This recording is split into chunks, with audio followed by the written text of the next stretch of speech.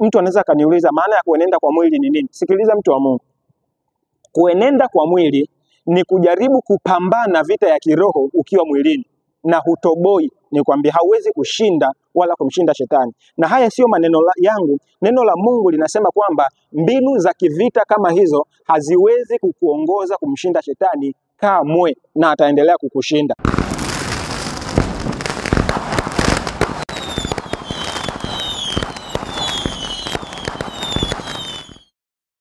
Wapendwa, ninawasalimia katika jina la Bwana wetu Yesu Kristo. Nipende kuchukua fursa hii kwanza kumshukuru Mungu wa mbinguni kwa jinsi ambavyo amekuwa mwema kwetu, lakini pia niwashukuru watazamaji wa Jerusalem Media TZ, wale ambao mnafuatilia kila ambacho tunakiandaa na kukiweka katika mitandao ya kijamii. Katika hawa yumo Christina Ezekiel, Mungu akubariki sana.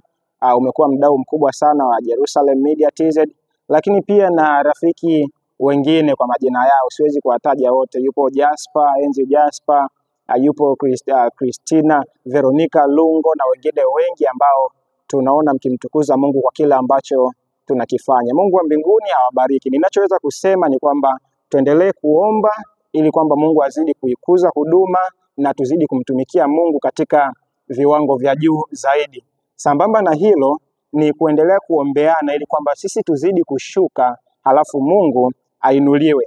Kwa sababu kiasili wanadamu, pale ambapo inatokea Mungu amekukweza na kukuinua au kukupatia talanta fulani special, ikiwa hatutakuwa katika udhibiti wa Roho Mtakatifu, huwa kuna hisia fulani za kujikweza na kujiona wewe ni wa maana sana kuliko wengine. Lakini Biblia imesema wazi kwamba kiburi hutangulia uangamivu. Katika wakati ambapo unajiinua na kuona kwamba umeweza kufika mahali ulipo bila Mungu, basi tambua kwamba anguko lipo karibu sana. Kwa hiyo tunapoendelea kuomba kwamba Mungu azidi kutuinua katika viwango vya juu zaidi vya utumishi, tusisahau pia kuomba kwamba Mungu azidi kujitukuza. Na hii haiendi tu katika maisha ya huduma, hii inaenda hata katika maisha ya kawaida kabisa. Ikiwa Mungu amekubariki kwa talanta nzuri ya uelewa labda wa darasani, au amekubariki kwa fedha kuliko wengine, isije ikafikia wakati ukajiona wewe ni bora sana kuliko wale ambao hawana. Upekee ambao Mungu amekupatia unapaswa kuutumia kwa ajili ya wengine, ukijinyenyekeza na ukiruhusu Mungu aonekane katika huo upekee ambao amekupatia, kama ni wa mali na fedha au kama ni wa kipaji cha uelewa darasani, kipaji cha uongozi na mambo mengine yote. Sasa baada ya kusema hayo, nipende kuwakaribisha katika somo jingine ambalo tunaendelea nalo siku ya leo. Somo lililopita tulijifunza juu ya habari ya hali ya wafu. Ikiwa bado hujalitazama, basi katika hii video kwenye maelezo ya chini hapo utaona link, unaweza ukabofya ukaenda kulitazama. Usisahau kushare, kulike pamoja na kusubscribe. Leo somo tunaloenda kujifunza linasema maisha ya ushindi katika Kristo. Maisha ya ushindi katika Kristo. Kabla hatujaanza, tuweze kuomba. Baba yetu na Mungu wetu, ninakushukuru kwa kuwa wewe ni mwema. Asante kwa kuwa umetuwezesha tuweze kuyafungua tena maandiko yako matakatifu katika siku ya leo. Tunapoenda kujifunza somo la maisha ya ushindi katika Kristo, ninakusihi Mungu wa mbinguni, unitumie kama chombo tu. Siri ya ufalme ni kubwa na wala hakuna maelezo ya kibinadamu ambayo anaweza akaifafanua vizuri. Roho wako Mtakatifu akaseme kupitia lugha ya kibinadamu, nikaelewe, lakini pia hata msikilizaji ambaye anafuatilia somo hili wa saa huu akaelewe pia. Sifa na utukufu vikakurudie wewe milele na milele. Kwa jina la Yesu nimeomba na kushukuru. Amina. Kama nilivyotangulia kusema, somo la leo linasema maisha ya ushindi katika Kristo. Tunaenda kujifunza siri za maisha ya ushindi katika Kristo. Unaposoma kitabu cha Waefeso sura ya 6 hasa kuanzia ile aya ya 12, Mtume Paulo anatambulisha maisha ya Ukristo kana kwamba maisha ya vita. Anasema maisha ya Ukristo ni maisha ya vita, na ndio maana unaposoma ile aya anamlinganisha Mkristo na askari wa vita. Ukiona pale kuanzia ile aya ya 12 anasema kwamba kwa maana kushindana kwetu sisi si juu ya damu na nyama, bali ni juu ya falme na mamlaka, juu ya wakuu wa giza hili, juu ya majeshi ya pepo wabaya katika ulimwengu wa roho. Kumbe kama kuna kushindana, tafsiri yake kuna vita. Na ndio maana anasema kwamba kushindana kwetu sisi si juu ya damu na nyama. Huo ni ufalme sasa, kwamba sisi wa Kristo hatupigani vita vya mwilini, ni vita vya roho, na anatambulisha maadui wetu ya kwamba ni majeshi ya pepo wabaya. Katika somo lililopita la hali ya wafu tulijifunza kwamba hawa majeshi ya mapepo wabaya ni wale malaika waovu ambao walianguka pamoja na shetani pale ambapo aliasi juu mbinguni. Lakini anasema ni juu ya falme na mamlaka. Nyakati fulani shetani anaweza akatumia falme. Kuna falme na mamlaka za giza, lakini pia kuna falme na mamlaka za kidunia. Mkristo anatii mamlaka za kidunia katika hali zote, ila kuna nyakati ambapo shetani anaingia katika hizi falme na mamlaka akiwatumia watawala katika kuwatesa na kuwashusha chini watu wa Mungu. Hapo hao wanaongezeka, wanakuwa maadui wengine. Sasa anapokuja kumweka Mkristo kwamba sasa Mkristo akiwa anatambua ya kwamba anapigana vita vya rohoni, aonekanaje au awaje, ndipo anaanza kusema katika aya ya 13. Ukiangalia kila anachokisema anasema habari. Kwa mfano 13 anasema toeni silaha zote za Mungu mpate kuweza kushindana siku ya uovu, na mkiisha kuyatimiza yote kusimama. Anasema toeni silaha zote za Mungu mpate kuweza kushindana siku ya uovu. Kumbe kusimama kwetu au uimara wetu wa kiroho inategemea na sisi kupigana vita. Yaani ikiwa hatutapigana vita, hatuwezi kuwa imara kiroho, tutakufa na hatutaweza kusimama. Anapokuja kutaja sasa silaha, aina ya silaha ambazo tunaweza tukazitumia katika kushindana na uovu, tumeona kwenye aya ya 12 kwamba vita vyetu sio juu ya damu na nyama. Anakuja kulinganisha vifaa vya kivita alivyokuwa anatumia askari wa zamani wa Rumi. Anakuja kulinganisha na elementi au analinganisha na vipengele muhimu ambavyo ikiwa kila Mkristo atakuwa navyo ataweza kusimama. Unaweza kuanzia hivyo katika aya ya 14 na kuendelea. Sasa kuna jambo moja ambalo linaonekana dhahiri au ukweli huu katika masuala ya kivita. Vita ina kanuni zake ambazo ili mtu aweze kushinda vita ni lazima awe anazifahamu hizo kanuni na mbinu. Lakini pia vita hii sio watu wote vitani wana renki moja, wametofautiana. Kuna wale wa renki ya chini na wale wa renki ya juu.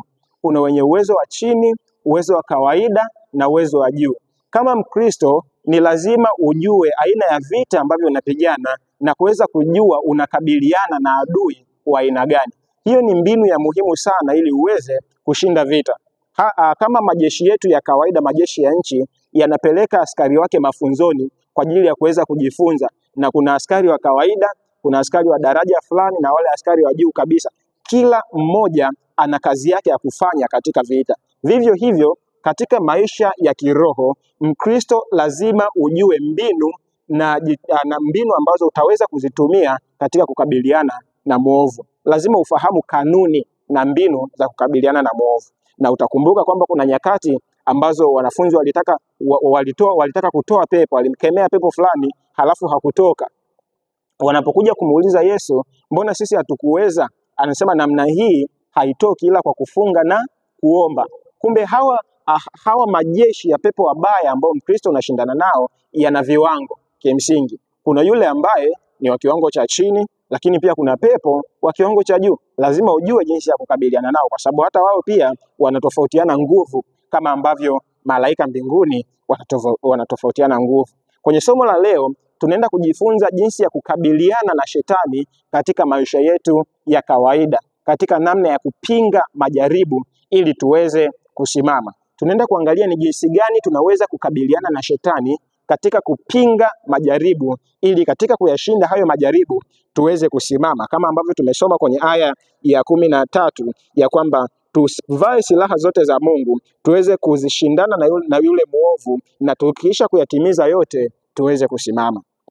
Yakobo anasema hivi kwenye Yakobo sura ya 1 aya ya 12, heri mtu yule astahimilie majaribu, kwa sababu akiisha kushinda Mungu atampatia taji ya uzima, taji ya uhai au uzima, ambayo taji hiyo amewaahidia wale wamchao. Kumbe ni muhimu sana kwa Mkristo kuweza kukabiliana na majaribu. Na majaribu haya kutoka kwa shetani ni Mkristo anakumbana nayo siku kwa siku, siku kwa siku. Ukishinda leo, yatakuja tena kesho. Ukishinda kesho, yatakuja tena kesho kutwa. Ni maisha ya daima, kiasi kwamba kama usipojua mahali sahihi pa wewe kuweza kutoa nguvu za kuweza kushindana, na usipojua mbinu bora za kuweza kukabiliana na shetani, majaribu yanavyokuja siku kwa siku, ipo siku ambayo yatakudhoofisha na baadaye utajikuta umeanguka na unashindwa kusimama. Ni kama tu vile mtu ambavyo anakuwa anakabiliana na changamoto kila siku mara kwa mara.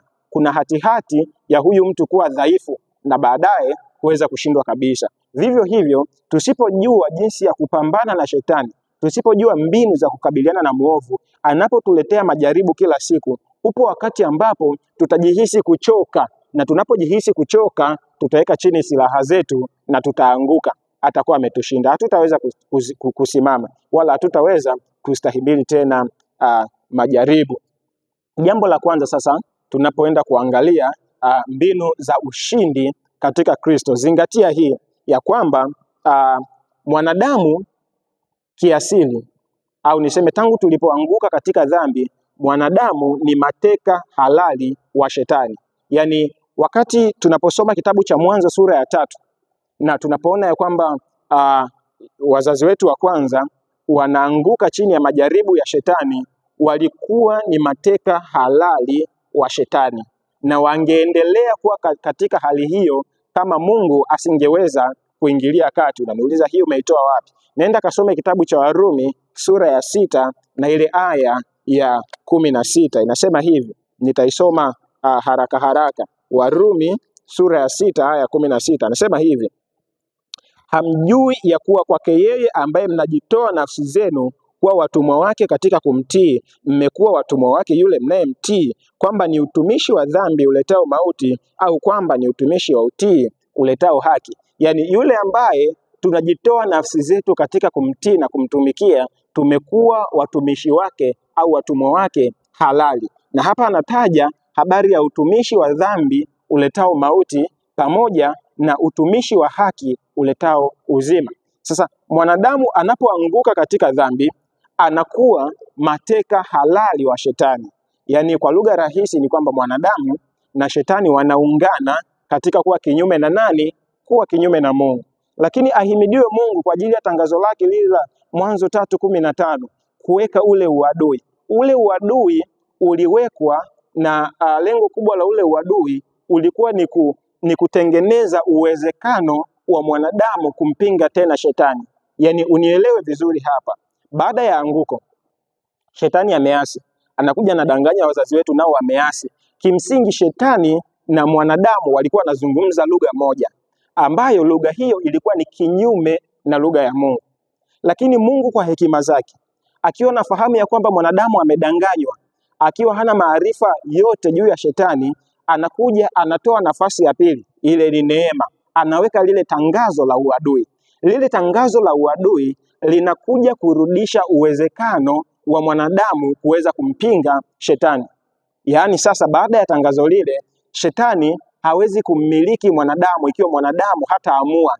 Yaani anakuja kurudisha nafasi ya pili ya uchaguzi, kwamba una nafasi tena ya aidha kuchagua Mungu au kuchagua tena shetani. Ninaamini hapo imekaa vizuri. Kama sijaweka vizuri au kama haujaelewa, unaweza ukanijulisha katika kipengele cha comments. Andika tu hapo ili tuweze kufafanua vizuri.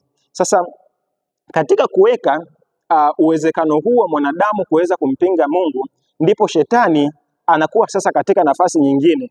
Hawi rafiki wa moja kwa moja au mshirika wa moja kwa moja wa mwanadamu, ila anakuwa ni mshirika ambaye yuko pembeni, anasubiri aidha kuchaguliwa au kukataliwa na mwanadamu. Na hii ndiyo asili ya pambano. Kwa hiyo shetani anarudi mara ya pili kwa ajili ya kujaribu kumvuta mwanadamu na kumweka tena chini ya ushawishi wake. Na mchakato huu ambao shetani anaupitia ndio unaitwa jaribu. Ndio unaitwa jaribu. Na ndio maana tunasoma pia katika kitabu cha Yohana sura ya 3 ile aya ya 16 kwamba kwa maana hii Mungu aliupenda ulimwengu hata akamtoa mwanawe pekee, ili kila amwaminie asipotee bali awe na uzima wa milele. Tafsiri yake, kinachokuja kutokea kwenye Yohana 3:16 ni utimilizo au ni kile ambacho kilitokea katika Mwanzo 3:15. Kwenye 3:15 tunaona anasema nitaweka uadui kati ya mwanadamu na shetani. Unapokuja kwenye Yohana 3:16 tunaona sasa utimilizo wa ile ahadi kwamba Mungu anamtoa mwana duniani, Yesu Kristo.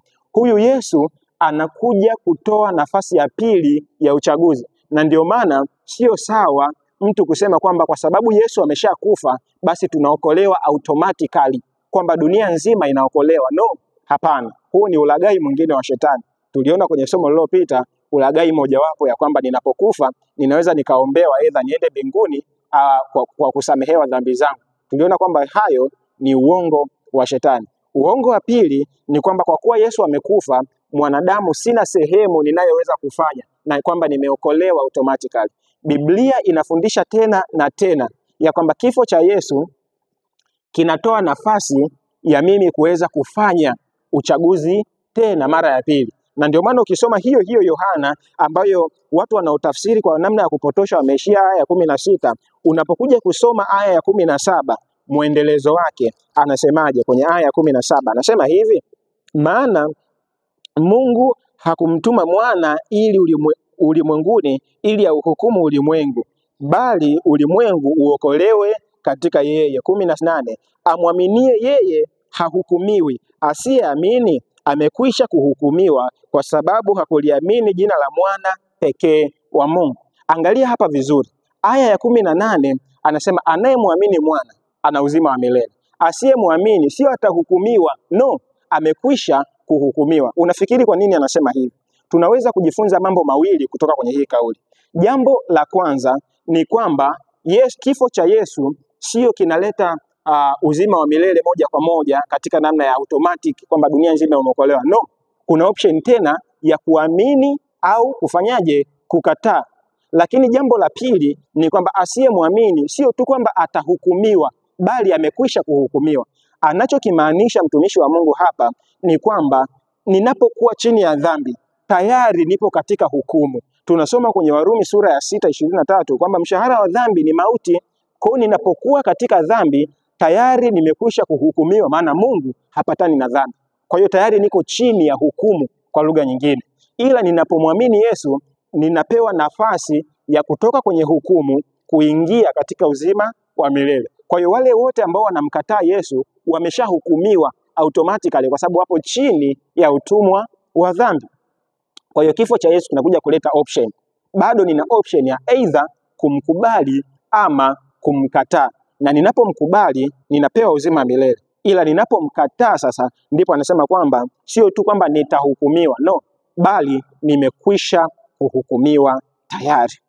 Hapo ninaamini pako vizuri. Kwa hiyo tumejifunza ya kwamba baada ya anguko tulikuwa watumwa halali wa shetani, lakini Yesu anakuja ili tuweze kuwa na uzima kisha tuwe nao tele. Sasa tunapokuwa katika utumwa wa shetani, tunaambiwa kwamba matendo ya mwili ni dhahiri. Ameyataja mahali kwenye kitabu cha Wagalatia, tutaenda kusoma. Ninapokuja kumpokea Yesu ninafanyika kiumbe kipya. Sasa hebu sikiliza hapo uelewe vizuri. Baada ya Yesu kuja, kifo cha Yesu kinafanya wale walioamini waweze kufanyika watoto wa Mungu. Na ndio maana unasoma kwenye hii Yohana 1, nafikiri ni aya ya 14 kwamba ile 12 kwamba wote waliompokea aliwapa uwezo wa kufanyika watoto wa Mungu, ndio wale waliaminio jina lake. Kumbe bado nina option ya kumpokea Yesu au option ya kumkataa Yesu. Bado nina option, siokolewi katika namna ya automatically. Ninapompokea Yesu ninafanyika mtoto wa Mungu. Ninapofanyika mtoto wa Mungu ndipo Yohana anakuja kutuambia, Yohana huyu kwenye waraka wake wa kwanza ile sura ya 3 aya ya kwanza kwamba tazameni ni pendo la namna gani alilotupa Baba kwamba tufanyike watoto wa Mungu, na ndivyo tulivyo. Sasa hapa ninataka kugusia mambo mawili ya muhimu ambayo ukiyafahamu hayo utajua jinsi ya kuweza kuwa huru katika Kristo na jinsi ya kuweza kufurahia uhuru unaopatikana katika Kristo peke yake. Ninajua kuna watu, siongelei tu kuwa Mkristo. Yaani kuwa Mkristo ni jambo moja, lakini ku-experience maisha ya uhuru katika Kristo ni jambo jingine. Kwa sababu wapo watu wengi ambao wanamkiri Kristo kwa kinywa, lakini ukiwauliza kama wana experience yale maisha ya uhuru katika Kristo, atakwambia hapana, yani bado kuna vitu fulani haviendi sawa katika maisha yake. Nini kinasababisha hayo? Twende jambo la kwanza. Hatua ya kwanza ya kuweza kuexperience maisha au kupata maisha ya ushindi katika Kristo ni kumwamini Yesu. Yani ni kumwamini tu Yesu. Ndio maana tunasoma kwenye hii aya ya Yohana sura ya 3 kwamba wote wanaompokea aliwapa uwezo wa kufanyika watoto wa Mungu. Tunapompokea Yesu, lugha ya kibiblia anasema tumezaliwa mara ya pili. Na Mtume Petro analiweka vizuri ya kwamba hatujazaliwa kwa damu tu na nyama au kwa mapenzi ya mwili. Hapana, lakini tumezaliwa kwa njia ya Yesu Kristo. Unapozaliwa mara ya pili, huu mchakato ni ule ambao sasa Paulo anauita wokovu kwa neema. Yaani kwa lugha rahisi ni kwamba tunapompokea Yesu Kristo tunazaliwa upya, tunafanyika viumbe vipya. Identity yetu au utambulisho wetu unabadilika, tunaitwa wana wa Mungu. Na ndio maana anasema kwamba wote waliompokea aliwapa uwezo wa kufanyika wana wa Mungu. Kwa jambo la kwanza ni sisi kuweza kubadilishwa utambulisho wetu, kubadilishwa identity yetu. Na hili linafanyika tunapompokea Yesu kuwa Bwana na Mwokozi wa maisha yetu na kubatizwa, moja kwa maji kwa ubatizo wa toba, lakini kwa ubatizo wa Roho Mtakatifu. Na ndio maana Biblia pia inafundisha kwamba msipobatizwa kwa maji na kwa Roho Mtakatifu hamwezi kupokea uzima wa milele. Yaani ni lazima mchakato huo ufanyike. Angalia kile ambacho kinasemwa katika kitabu cha Marko. Twende vizuri tu utaelewa huu mchakato wa kwanza ambao tunaupata tunapompokea Yesu, na huu unapatikana kwa neema. Anasema hivi kwenye kitabu cha Marko sura ya 16 aya ya 15 na ya 16. Neno la Mungu 16 anasema 16 anasema 15 nianzia, akawaambia, enendeni ulimwenguni mote mkaihubiri injili kwa kila kiumbe. Aaminie na kubatizwa ataokoka, asiyeamini atahukumiwa. Kumbe step ziko wazi, tunaamini halafu tunabatizwa. Lakini kwa mujibu wa Yohana Mbatizaji anasema, mimi ninawabatiza kwa maji, lakini yuaje nyuma yangu mkuu kuliko mimi, yeye atawabatiza kwa Roho Mtakatifu na kwa moto. Tafsiri yake ni nini? Tafsiri yake ni kwamba mchakato huu wa kwanza ambao sasa ni kuokoka, ni kuamini halafu kufanyaje? Kubatizwa. Unapoamini na kubatizwa, utambulisho wako unabadilika, unaitwa mwana wa Mungu, unapewa new identity. Na ndio maana kitabu cha Waefeso kinasema vizuri, nifungue kitabu cha Waefeso sura ile ya kwanza aya 13. Anasema, nanyi pia katika hayo mmekwisha kulisikia neno la kweli, habari njema za wokovu wenu, tena mmekwisha kumwamini yeye na kutiwa muhuri na Roho yule wa ahadi aliye Mtakatifu. Tunapomwamini Yesu tunatiwa muhuri wa Roho Mtakatifu. Hapa anamuita Roho wa ahadi. Kwa hiyo unatiwa muhuri. Muhuri ni ishara ya umiliki, kwamba wewe sasa unamilikiwa na Mungu. Kumbuka kile ambacho tumekisoma kwenye kitabu cha Warumi 6:16 kwamba yule ambaye tunajitoa nafsi zetu katika kumtumikia tumekuwa watumwa au watumishi wake. Kwa hiyo tunapojitoa kwa Yesu tunakuwa watumwa au watumishi wa Yesu, na hapa tunawekwa muhuri wa Roho Mtakatifu. Tunapojitoa kwa shetani tunakuwa watumwa wa shetani, naye ana muhuri wake anaweka. Tutakuja kujifunza wakati mwingine habari ya muhuri wa shetani pamoja na muhuri wa Mungu. Anasema hivi tena, Paulo anaendelea kusema 14, ndiye aliye arabuni ya urithi wetu, ili kuleta ukombozi wa milki yake, kuwa sifa ya utukufu wake. Hatua ya kwanza kama tulivyokwisha kuiona ni kumwamini Yesu, kuzaliwa upya na kutiwa muhuri kwa Roho Mtakatifu. Hiyo ni hatua ya kwanza. Tunapotiwa muhuri kwa Roho Mtakatifu tunakuwa watoto wake, tunaitwa wana wa Mungu. Ndiposa Petro anakuja kusema, tukiwa katika hali hiyo ya kutiwa muhuri na kumwamini Yesu na kubatizwa, Petro anakuja kusema kwenye ile Petro wa kwanza ile 2:9 kwamba bali ninyi ni mzao mteule, ukuhani wa kifalme, taifa takatifu, watu wa milki ya Mungu. Umeona, nilisema mwanzoni ya kwamba identity au utambulisho wa yule anayemwamini Yesu unabadilika kutoka kuwa mtu wa kawaida, mtumwa wa dhambi, mpaka kuwa uzao mteule, taifa takatifu, ukuhani wa kifalme, watu wa milki ya Mungu. Upendeleo huo tunaupata kwa kumwamini Yesu na kuzaliwa mara ya pili na kutiwa muhuri wa Roho Mtakatifu. Huko kunaitwa kuokoka. Huko kunaitwa kuokoka. Kuna kuokoka na kuongoka. Kuokoka kunatokea pale ambapo tunamwamini Yesu, na ndio maana neno la Mungu linasema mtu aliyemwamini Yesu amepita kutoka mautini kuingia uzimani. Umeokoka, umetiwa muhuri. Baada ya kuokoka inakuja hatua ya pili ya kuongoka. Kuongoka ni badiliko linalotokea katika maisha ya yule ambaye tayari ameokoka, yani kwa kumwamini Yesu kuwa Bwana na Mwokozi wa maisha yake. Ninaenda kulisema hili vizuri ili uweze kuelewa vizuri tofauti ya kuokoka pamoja na kuongoka. Tusome kitabu cha Yohana, ndio ninaenda sasa kuweka hilo vizuri. Kitabu cha Yohana sura ile ya 15, tutasoma aya ya 5. Yohana 15 aya ya 5. Neno la Mungu linasema hivi: mimi ni mzabibu, ninyi ni matawi. Akaaye ndani yangu nami ndani yake, huyo huzaa sana, maana pasipo mimi ninyi hamwezi kufanya neno lolote. Sasa angalia, huyu mtu ambaye Yesu anasema kwamba pasipo mimi ninyi hamwezi kufanya neno lolote, ni yule tayari ameingia katika ushirika wa Yesu, ameingia katika ushirika na Yesu. Anapoingia katika ushirika na Yesu, ndiposa Yesu anakuja kusema mimi ni mzabibu, ninyi ni matawi, kaeni ndani yangu. Tawi jishikize katika shina ambalo ni Yesu, maana pasipo mimi ninyi hamwezi kutenda neno lolote. Yani bila Yesu haiwezekani kutenda neno lolote. Hata unapoendelea kusoma kwenye kitabu cha Waefeso, Paulo analinganisha hali za waumini walizokuwa nazo kabla ya kumpokea Yesu na baada ya kumpokea Yesu. Hatua ya kwanza ya kuishi maisha ya ushindi katika Kristo ni kumpokea Yesu kuwa Bwana na Mwokozi wa maisha yako. Yaani kwa lugha rahisi tunaungana na Petro kila ambacho likisema kwenye kitabu cha Matendo kwamba hakuna jina jingine lililopo chini duniani hata juu mbinguni walilopewa wanadamu ambalo linawapatia wokovu zaidi ya jina la Yesu.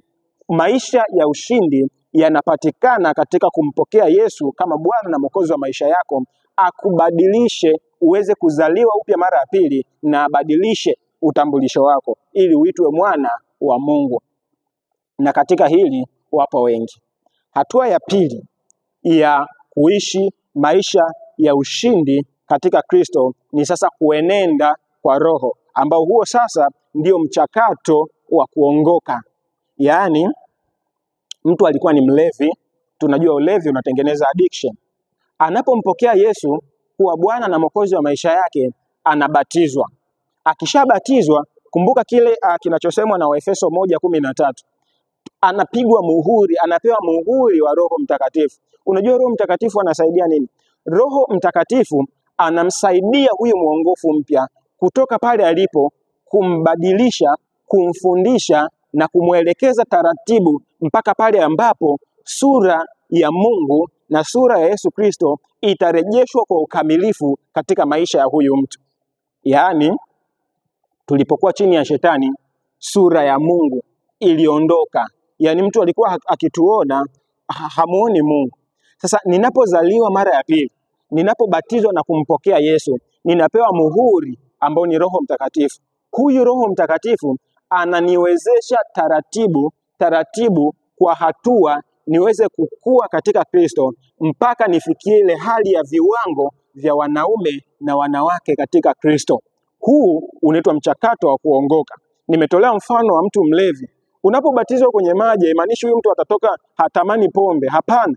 Anatoka akiwa bado, kwa sababu ulevi pia unatengeneza addiction. Anaishi sasa kwa Roho taratibu, akiishinda ile addiction mpaka pale ambapo ataweza kuishi maisha ya Ukristo. Na nataka niwaambie watu wa Mungu, kama kuna kipengele ambacho watu huwa kinawashinda ni hiki cha pili cha uongofu. Yaani wengi tunafurahia kumkiri Yesu Kristo kuwa Bwana na Mwokozi wa maisha yetu na kubatizwa.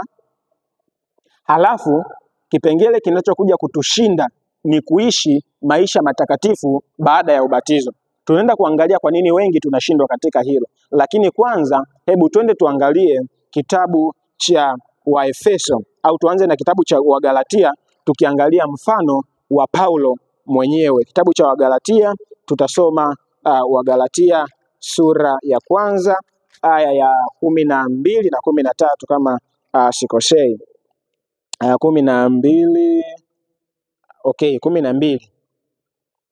12 ndio wanasema, kwa kuwa sikuipokea kwa mwanadamu wala sikufundishwa na mwanadamu bali kwa ufunuo wa Yesu Kristo. 13, maana mmesikia habari za mwenendo wangu zamani katika dini ya Kiyahudi, kwamba naliliudhi kanisa la Mungu kupita kiasi, nikaliharibu. Nami naliendelea katika dini ya Kiyahudi kuliko wengi walio hirimu zangu katika kabila yangu, nikajitahidi sana katika kuyashika mapokeo ya baba zangu. Anaongelea habari ya mwenendo wake hapo kwanza. Umeona, unapozaliwa mara ya pili na Yesu anapokubadilisha, unakuwa unazama mbili za maisha yako. Yaani unazamani katika kipindi kile ambacho hujamfahamu Yesu, lakini unazama mpya, ambazo katika hizo zama mpya ndipo Paulo anasema tunapaswa kuenenda katika upya wa uzima. Twende tena tuangalie kitabu cha Waefeso, hii sura ya pili. Anasema hivi 11, kwa ajili ya hayo kumbukeni ya kwamba zamani ninyi mlio watu wa mataifa kwa jinsi ya mwili, mnaoitwa wasiotahiriwa na wale wanaoitwa waliotahiriwa, yaani tohara ya mwili iliyofanyika kwa mikono, kwamba zamani zile mlikuwa hamna Kristo, mmefarakana na jamii ya Israeli, wageni wasio na maagano ya ahadi ile, mlikuwa hamna tumaini, hamna Mungu duniani. Yaani wakati ule sasa anapoongea na Waefeso anasema hamkuwa na Mungu duniani, mlikuwa mmefarakana na Kristo, mlikuwa uhuru kuenenda katika tamaa za miili yenu. Hiyo ni zamani. Lakini anasemaje? Nakuja kusema lakini sasa katika Kristo Yesu ninyi mliokuwa mbali hapo kwanza mmekuwa karibu kwa damu ya Kristo. Bwana Yesu asifiwe. Sasa huu ni mchakato wa kwanza. Mchakato wa pili ni kuendelea katika maisha ya ukamilifu. Wengi niliuliza swali hapa kwamba kwa nini hiki kipengele cha pili cha kuishi maisha ya Ukristo baada ya mtu kumpokea Yesu kimekuwa ni kigumu. Yaani wengi ni Wakristo lakini hawaishi kama Wakristo. Maisha yao yanafanana kabisa au yanafanana kwa sehemu fulani na zile zama za zamani. Leo tunaenda kujibu swali, kwa nini Wakristo wengi au watu wengi wanaokiri kuwa Wakristo wameshindwa kukua katika Kristo, kuwa watu ambao wanaishi katika standards na viwango ambavyo Yesu alikuwa ameviweka? Jibu liko mahali hapa. Wengi wanakuwa hawaishi kwa roho. Biblia inasema hivi, enendeni kwa roho wala hamtazitimiza kamwe tamaa za mwili. Na kumbuka, tunachoshindana nacho kimsingi, Mkristo au mtu mwingine yoyote anashindana na mwili. Yaani mwili unashindana ukipinga dhamiri njema inayotoka kwa Mungu. Kwa hiyo ndio maana tunaagizwa kuutawala mwili kwa kila hali. Na mashindano mengi, ukiangalia dhambi nyingi zinafanyika, dhambi zote zinafanyika katika kutimiza matakwa ya mwili, ambapo tunasoma kwenye kitabu cha Warumi ya kwamba mapenzi ya mwili ni kinyume na mapenzi ya Mungu. Kwa nini wengi wanashindwa kuishi maisha ya ushindi baada ya kuwa Wakristo? Jibu ni rahisi, hawajampokea huyu Roho ambaye anawawezesha kuishi maisha ya ushindi. Ngoja nikwambie, huwezi kushindana na shetani kwa kupanga mikakati, yani kwamba ninadhamiria kwamba sitafanya tena hii dhambi. Huwezi, mtu wa Mungu. Huwezi kumshinda shetani kwa kuweka mipango yako binafsi bila kuwa na Roho wa Mungu. Yaani ni Roho wa Mungu ambaye anatuwezesha kumshinda shetani. Nimesema hapa mwanzo ya kwamba neno la Mungu linatufundisha enendeni kwa Roho wala hamtazitimiza kamwe tamaa za mwili. Na wengi katika kipengele cha pili cha kuzaliwa kwa Roho, wengi hatujakipata bado. Siongei mambo mageni. Angalia kile ambacho anakisema Yohana Mbatizaji. Nijaribu kuangalia hii aya kwa upesi. Yohana, nafikiri ni kitabu cha Mathayo 11. Anasema, kweli mimi nawabatiza kwa maji kwa ajili ya toba, bali yeye aje nyuma yangu ana nguvu kuliko mimi, wala sistahili hata kuvichukua viatu vyake. Yeye atawabatiza kwa Roho Mtakatifu na kwa moto. Wengi tumebatizwa kwa maji, lakini hatujabatizwa kwa Roho Mtakatifu. Matokeo yake tunamkiri Yesu, lakini maisha yetu hayamdhihirishi huyo Yesu tunayemkiri. Kwa nini? Kwa sababu hatujabatizwa kwa Roho Mtakatifu. Na unajua Biblia ina mifano mingi ya mazingira ambayo watu walibatizwa kwa maji, lakini walikuwa hawajabatizwa katika Roho Mtakatifu. Wakati fulani kwenye kitabu cha Matendo, Paulo alifika mahali akawauliza wale watu, mmebatizwa kwa Roho Mtakatifu? Mlimpokea Roho Mtakatifu? Wakasema hapana, hata kusikia kwamba kuna Roho Mtakatifu hatujasikia. Ndipo Paulo akawaombea na kuweka mikono juu yao, na Biblia inatuambia kwamba wakajazwa na Roho Mtakatifu. Unafanyaje sasa ili kuweza kumpokea Roho Mtakatifu? Kwa sababu bila kuwa na Roho Mtakatifu haiwezekani sisi kuishi maisha ya ushindi. Yaani haiwezekani kufikia viwango vya uongofu, kwa sababu uongofu ni badiliko la tabia, na badiliko la tabia linaletwa pale ambapo Roho Mtakatifu amekaa ndani yetu, na pale ambapo Yesu anakaa ndani yetu kwa njia ya imani. Twende tukasome kitabu cha Waefeso, hiyo sura ya 3, nafikiri aya ya Waefeso sura ya 3 aya 20 aya 17. Anasema, Kristo akae mioyoni mwenu kwa imani, mkiwa na shina na msingi katika upendo. Yaani maisha ya Mkristo mwenye ushindi ni yule ambaye amebatizwa kwa Roho Mtakatifu. Na ndio maana Paulo anasisitiza, enendeni kwa Roho, wala hamtazitimiza kamwe tamaa za mwili.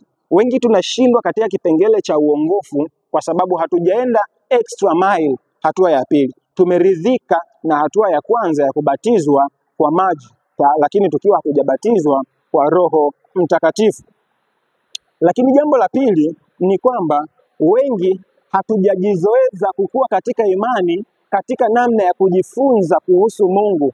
Yaani baada ya kuzaliwa mara ya pili, tunapaswa kuendelea kuhakikisha tunakuwa katika Kristo kwa kuongeza maarifa yetu kuhusu Mungu. Na maarifa hayo tunayapata katika kusoma neno la Mungu na katika maombi. Yaani wengi tunapokuwa wavivu katika vipengele hivi viwili vya kulisoma neno la Mungu pamoja na maombi, hatuwezi kukua katika Kristo. Tutabakia kuwa wale wale, na matokeo yake tunajikuta tunashindwa. Kwenye kitabu cha Ufunuo, neno la Mungu linasema, nao wakamshinda kwa damu ya mwanakondoo na kwa neno la ushuhuda wao.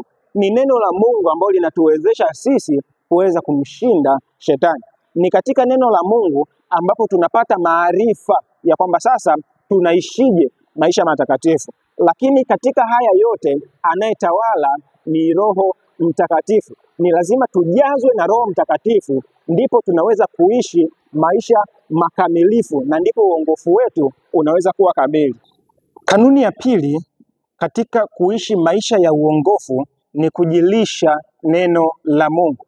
Neno la Mungu linasema hivyo kwenye kitabu cha Warumi sura ya 10 aya ya 17, kwamba imani chanzo chake ni kusikia, na kusikia huja kwa neno la Mungu. Kumbe tunaposoma neno la Mungu na tunapokuwa katika sessions za maombi, tunakuwa kiroho, tunakuwa katika kufikia ule ukamilifu.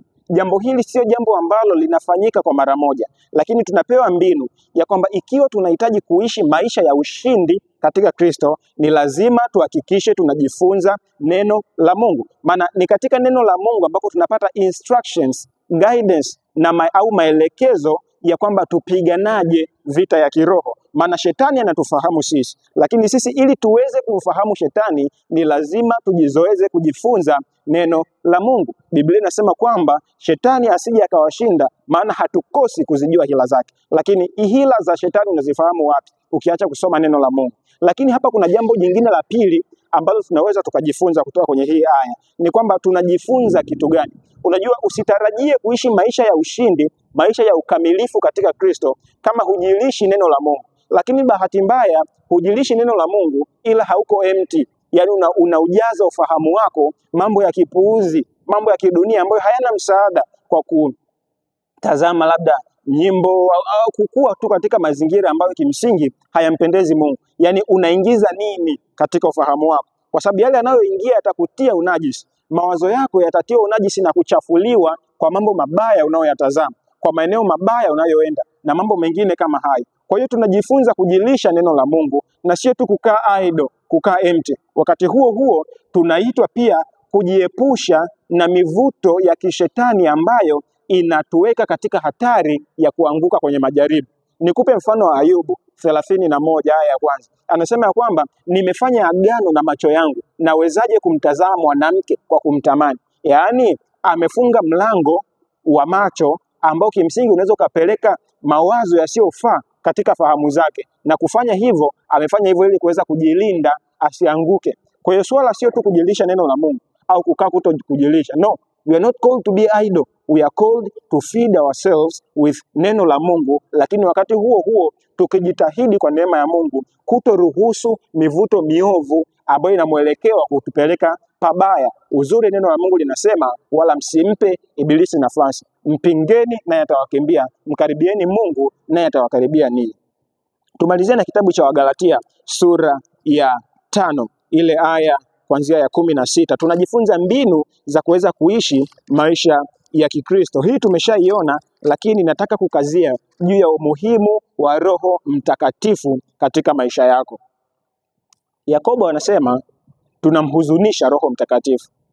Anasema Roho Mtakatifu ambaye ulipewa kama muhuri. Tumesoma Waefeso 1:13.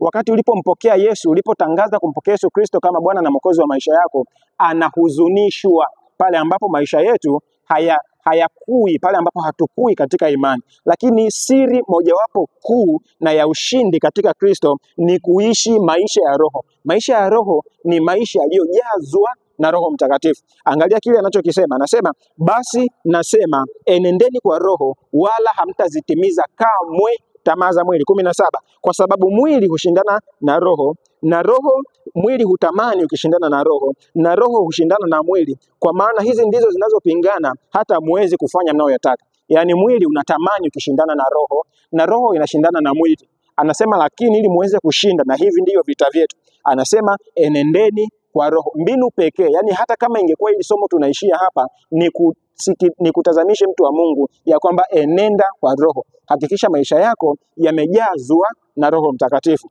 Huwezi kuishi maisha ya dhambi, maisha ya kuanguka, ikiwa unaishi katika Roho wa Mungu. 18 ametajwa kuanzia 19 ametaja matendo ya mwili sasa. Uasherati, uchafu, ufisadi, ibada ya sanamu, uchawi, uadui, ugomvi, uwivu, hasira, fitina, faraka, uzushi, husuda, ulevi, ulafi na mambo yanayofanana na hayo. 22. Basi tunda la Roho ni upendo, furaha, amani, uvumilivu, utu wema, fadhili, upole, kiasi. Juu ya mambo hayo hakuna sheria. Yaani pale tunapoenenda kwa Roho, unaona yanayokuja kutokea katika maisha yetu ni tofauti kabisa na yale yanayotokea tunapoenenda kwa mwili. Nisisitize, mtu anaweza kaniuliza maana ya kuenenda kwa mwili ni nini? Sikiliza mtu wa Mungu. Kuenenda kwa mwili ni kujaribu kupambana vita ya kiroho ukiwa mwilini, na hutoboi. Nikwambia hauwezi kushinda wala kumshinda shetani. Na haya sio maneno yangu. Neno la Mungu linasema kwamba mbinu za kivita kama hizo haziwezi kukuongoza kumshinda shetani kamwe, na ataendelea kukushinda. Angalia kile kinachosemwa kwenye kitabu cha Wakolosai sura ya 2. Ngoja sikiliza vizuri. Kuenenda kwa mwili, anasema hivi, aya 23. Mambo hayo 21 nianze. Anasema msishike, msionje, msiguse. Mambo hayo yote huharibika wakati wa kutumiwa, bali mkifuata maagizo na mafundisho ya wanadamu. 23. Mambo hayo yanaonekana kana kwamba yana hekima katika namna ya ibada mliojitungia wenyewe, na katika kunyenyekea, na katika kuutawala mwili kwa ukali, lakini hayafanyi kitu kwa kuzizuia tamaa za mwili. Yaani mtu wa Mungu, usishindane na shetani kimwili. Usiweke mikakati ya kwamba ninataka kumshinda shetani wakati hujaweka tumaini lako kwa Roho Mtakatifu. Anasema mambo hayo yanaweza yakaonekana kuwa yenye hekima. Yaani ninapanga kwamba sitashika kitu fulani, sitagusa kitu fulani, sitaenda mahali fulani. Anasema mambo hayo na mambo mengine anasema na kawaida zingine za kiibada ambazo mmezijiwekea wenyewe ziko kavu, hazina Roho Mtakatifu. Anasema mambo hayo hayafai kitu katika kuzizuia tamaa za mwili. Na ndio maana utakubaliana na mimi, unaweza ukapanga mkakati wako leo ya kwamba ninahitaji kushinda dhambi fulani, ninahitaji kutokwenda mahali fulani, nitaacha kusikiliza nyimbo za aina fulani, lakini baada ya muda unasikiliza. Kwa nini? Kwa sababu uliweka mambo hayo katika hekima yako mwenyewe. Anasema katika mambo hayo yalionekana kana kwamba yana hekima, lakini hayafai kitu kuzizuia tamaa za mwili. Ushindi pekee tunaupata kwa kuenenda kwa Roho. Enendeni kwa Roho wala hamtazitimiza kamwe tamaa za mwili. Anachosema enendeni kwa Roho wala haitawezekana tena ninyi kufanya dhambi. Unaniambia inawezekana kuishi bila kufanya dhambi? Nakwambia ndio. Mathayo sura ya 5:49 anasema basi mtakuwa wakamilifu kama Baba yenu wa mbinguni alivyo mkamilifu. Mahali pengine anasema mtakuwa watakatifu kama Baba yenu wa mbinguni alivyo mtakatifu. Tunakuwa watakatifu, watu wa Mungu, tunapojazwa na Roho ndani yetu. Tunapoenenda kwa Roho haiwezekani kuzitimiza tamaa za mwili. Ninakupatia mbinu hizi ili tuweze kujifunza jinsi tunavyoweza kuishi maisha ya ushindi. Ninatambua wapo Wakristo wengi ambao maisha yao sio maisha ya ushindi. Yaani anajua kabisa, yani bado. Ninakutia moyo, sikukatishi tamaa. Badilisha mbinu. Usishindane na shetani aliye rohoni. Kimwili utashindwa wala huwezi kufika popote. Paulo anasema mambo hayo hayafai chochote katika kuushinda tamaa za mwili. Mungu akubariki sana. Tuendelee kuombeana, tuendelee kujifunza ili tuweze kufikia ile hatua ya ukamilifu wa wanaume na wanawake katika Kristo. Mungu akubariki unapojipanga kuanzia sasa kuishi maisha matakatifu. Lakini kama tulivyojifunza, ninakusisitiza tena, tambua mbinu za kumshinda shetani. Usipotambua mbinu za kumshinda shetani, maisha yako hayatakuwa na maana yoyote. Mwenyezi Mungu akubariki sana. Una maoni gani? Ikiwa una swali au jambo jingine lolote, basi usisite kuliweka katika comment section na sisi tutalisoma. Kama itakuwa ni kuwasiliana na wewe, basi tutawasiliana. Mungu akubariki sana. Niliyekuletea somo hili la leo si mwingine, ninaitwa Justin Mponzi, na mpaka wakati mwingine, bye bye. Mungu wa mbinguni akubariki sana.